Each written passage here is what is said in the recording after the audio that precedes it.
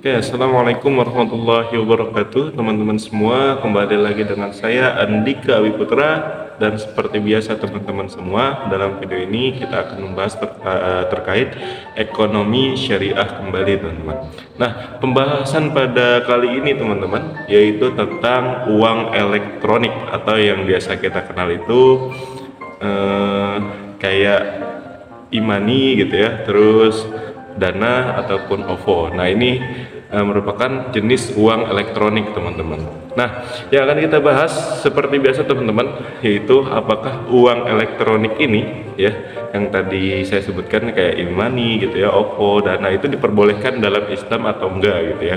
Terus mungkin kita akan bahas juga seperti biasa terkait praktik lapangannya, akad-akadnya, parameter kesesuaian syariahnya, ataupun usul fikih dari akad tersebut. Jadi dihalalkan atau diharamkan dari transaksi menggunakan uang elektronik tersebut, itu landasannya apa? Nanti kita akan bahas teman-teman semua.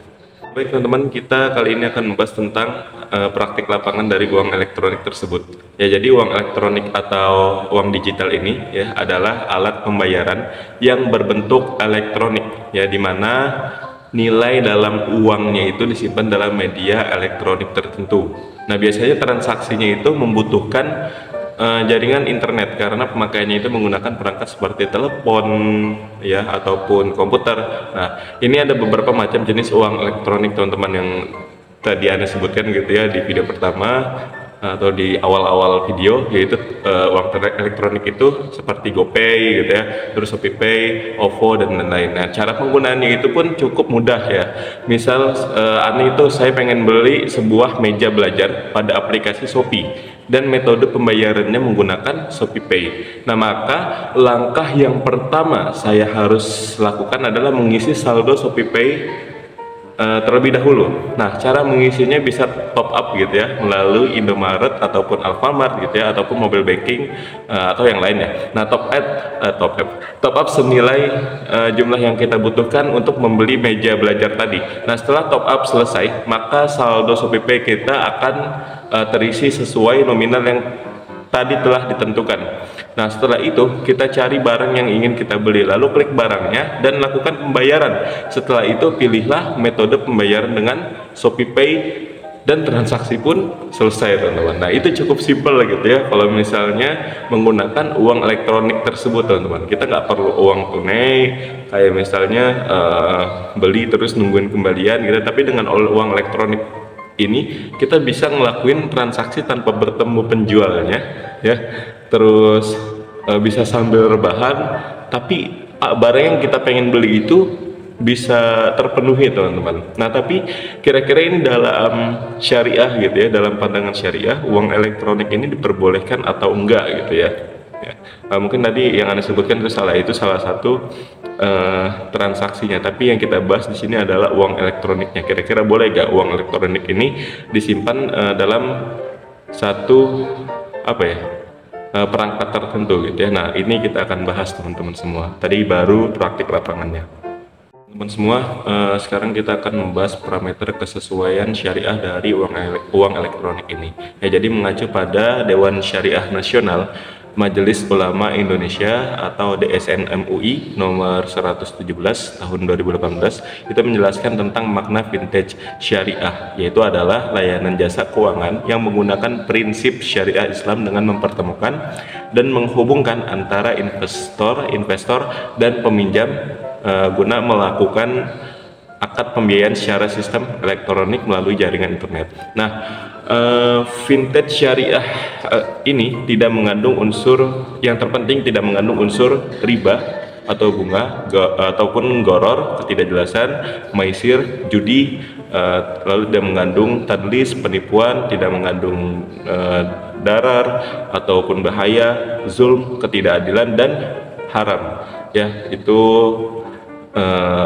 bisa disimpulkan bermuamalah dengan elektronik adalah mubah gitu ya, sah dan halal-halal aja selama memenuhi prinsip-prinsip syariah dari muamalah yang tadi gitu ya, dan tidak melanggar etika syariah yang tadi saya sebutkan. Nah, adapun adab ataupun etika bisnis Islam yang diterapkan dalam transaksi ini, yaitu dengan cara menggunakan uang elektronik ini sebaik mungkin atau untuk kemaslahatan baik diri sendiri maupun untuk orang lain gitu. Jadi digunakan untuk maslahat, teman-teman. Nah, seperti misalnya dengan membeli produk-produk yang halal, lalu untuk transaksi yang halal dan sesuai dengan prinsip-prinsip syariah.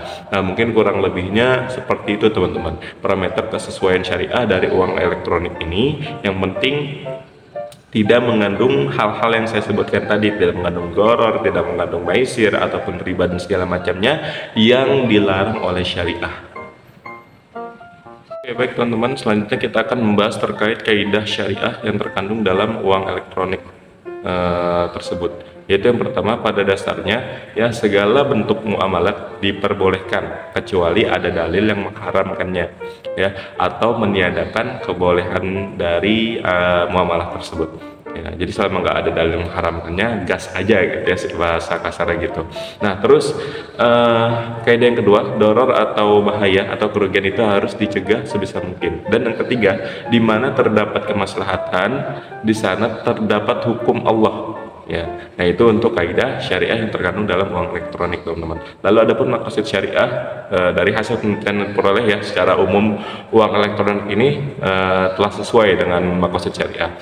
Nah, kesesuaian ini tuh didapat dengan terpenuhinya prinsip memelihara harta dan kemaslahatan. Akan tetapi ada nih uang elektronik unregistered ya, itu dinilai belum sesuai dengan maqasid syariah karena uang elektronik ini tidak dilengkapi dengan PIN ya, dengan PIN, sehingga masih menimbulkan kemudaratan, yaitu apabila kartu ini sewaktu-waktu gitu ya dicuri ataupun hilang. Nah, oleh karena itu penggunaan uang elektronik yang tidak dilengkapi dengan PIN seperti uang elektronik unregistered itu sebaiknya dihindari ya, karena bertentangan dengan maqasid syariah. Begitu kurang lebihnya. Oke, selanjutnya kita akan membahas fikih muamalah dari uang elektronik tadi. Kita ambil contoh e-money ya, teman-teman. Jadi rukun e-money itu, pihak-pihak yang terlibat dalam transaksi e-money harus jelas dan sah menurut syariat Islam. Nah, nilai uang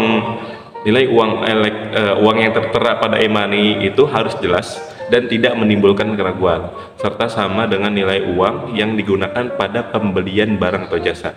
Nah, syarat e-money ini ya tidak boleh digunakan dalam transaksi yang melanggar syariah, itu yang pertama ya, seperti transaksi judi gitu ya, slot, riba, atau yang bersifat haram. Nah, adanya kode keamanan dan perlindungan yang kuat untuk mencegah kegiatan penipuan tadi ya, e-money harus digunakan sesuai dengan patokan nilai yang telah ditentukan dalam transaksi. Nah, terus penyimpanan dana dalam e-money itu harus dilakukan pada bank syariah. Nah, ada komitmen fee atau biaya komitmen yang hanya dikenakan apabila nasabah tidak melakukan transaksi dalam jangka waktu tertentu. Nah, dengan tujuan untuk mendorong transaksi yang sesuai dengan prinsip syariah. Mohon maaf, dengan memenuhi rukun dan syarat e-money sesuai syariat tersebut. Nah, maka penggunaan e-money itu dapat dianggap halal sesuai dengan prinsip syariah Islam. Begitu kurang lebihnya.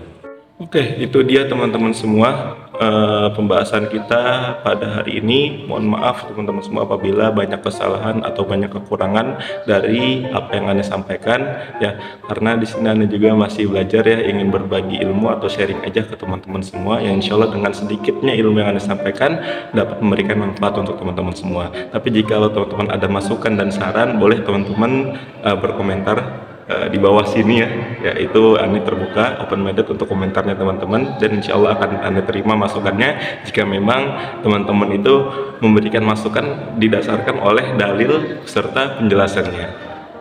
Barakallahu fiik.